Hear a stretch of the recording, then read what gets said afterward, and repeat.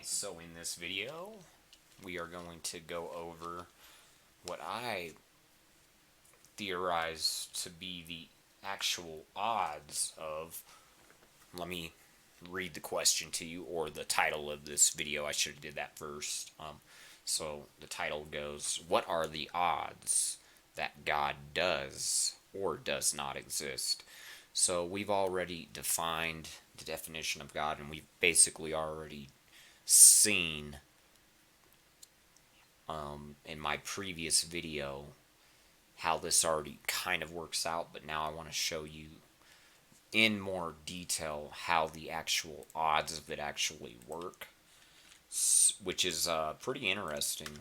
So the actual odds that the creator does exist, it's really a trick question because it can be more confusing than it even has to be.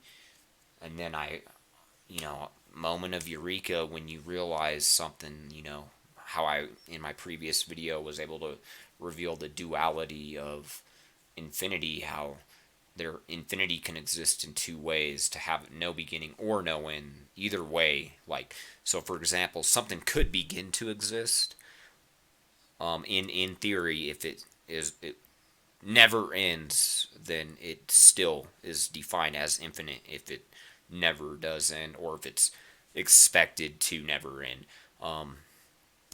So same thing with something that has no beginning. It is in theory possible for something that has no beginning to reach an ending, but the odds of it occurring are very unlikely, since it's been going on for infinite amounts of time that the event has not occurred. So the chances are, well, there's one chance for, basically nothing to exist. But now let me get back to what are the odds that God does exist. So the chances that God exists, the best way to actually answer this question is you have to have a strong understanding on what you're targeting and trying to understand, well, what do you mean by God? What is that? So I've come to understand that the most realistic approach of how you would want to define and target and mathematically be looking for a God is what is the most realistic thing that we can start attributing to his nature mathematically. So the odds that God exists are, the answer is there's one chance, and that's why there's so much doubt, and it's very doubtful that there is not a God, especially when he has not shown his face yet. Because, the thing is, as soon as, of course, if he were to show his face, everyone would know that forever there was a God. So I argue, as soon as he shows his face, it's like it's going to be known forever, and it's not like anyone's ever going to remember and realize that no one even didn't even realize that at some point, because there's just going to be infinite amounts of time that go on. So the odds that God exists are one chance out of infinite. So the one chance, that's where we need to start beginning to define what is that one chance, because that's what odds equal. To define, so the most critical circumstance that creates the God that becomes all powerful, that is equal to all powerful, is to have no beginning. That's his one chance. So the one chance for there to be a almighty powerful God is if he always exists, has no beginning. So is infinite. That's, in my previous video, I defined how infinity can be either to have no beginning or no end, or both. Because, obviously, if you have no beginning, you continue to still have no end, and it just keeps going on and on.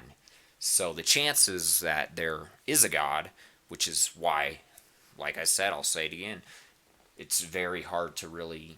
Everyone's always like doesn't really notice how realistic it actually is, and more likely, more like 50% chance, even though it's still 1 out of infinite. And I'll explain it because when you reduce the decimals and formulas, it basically boils down to 50-50. It's like basically either he exists or doesn't, or he had no beginning or will never have no beginning. So it's either A or B, 50-50 after the formula is reduced, because it's 1 over infinite over 1 over infinite, which can be, I guess, divided down to 50-50 when you're looking at it equal and opposite, the do and don't. So the chances of it doing, 1 out of infinite. Chance of it not, 1 out of infinite. So it comes down to 50-50, A or B, which is really confusing and crazy. So that is the chances. He does exist.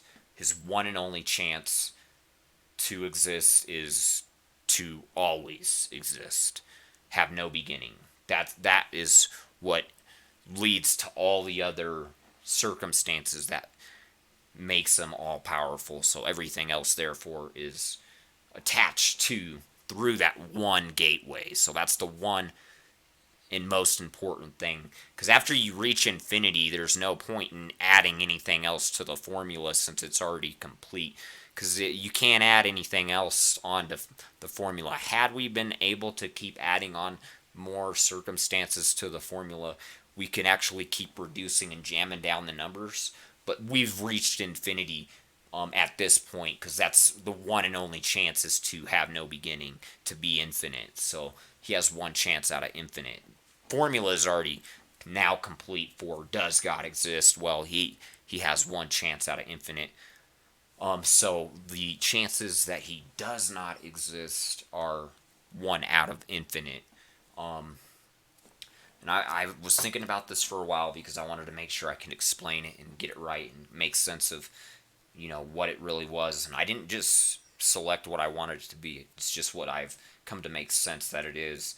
So the way I realized that there's one chance out of infinite is it took me a while to really understand it, because it took a minute to really kind of pop out. So I was sitting there thinking, I'm like, okay, he must have 1 out of infinite chance, because it just kind of made the most sense out of it. So I was thinking, why would it be that he has only one chance to not exist out of infinite? So, and the reason and the answer of based on what we know of what we can expect is his one and only chance to not exist, as far as 100% certainty for any and everybody, is it's the opposite. Instead of always existing, is if he never existed, never existed, nothing existed. So the same thing as if God existed is if he always existed or if anything exists.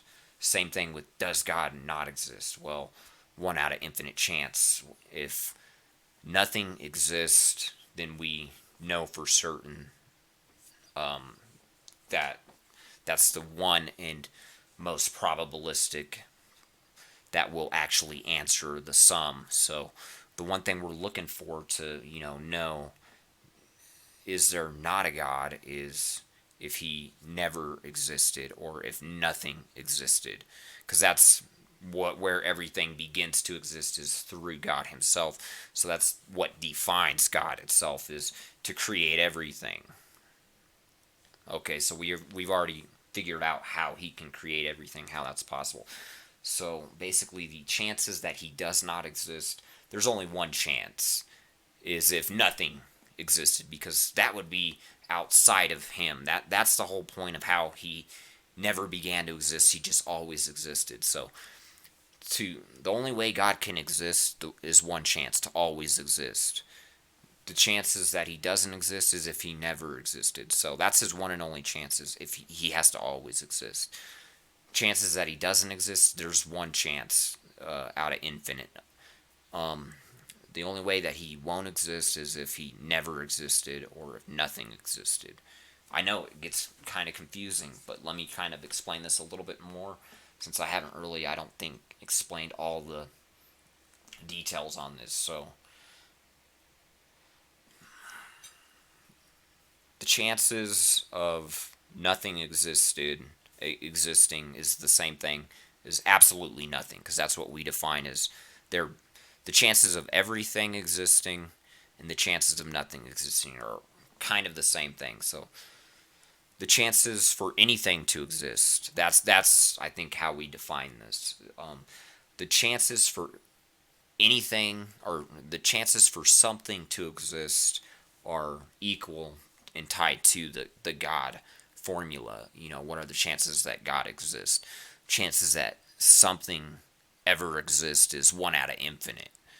Okay, there has to be no beginning. It has to always exist, or it has to always have that possibility to exist. So the only thing we can establish through the formula of God is that He's the only border of where it begins, that anything can begin to exist. So that's where we already conclude the answer of where anything begins to exist is through God, because He always existed. So we don't just think that everything just always existed and, until somebody created it, but now we're starting to understand that who created it and who had to have created it. Well, if they did create it, they would have had to have always existed.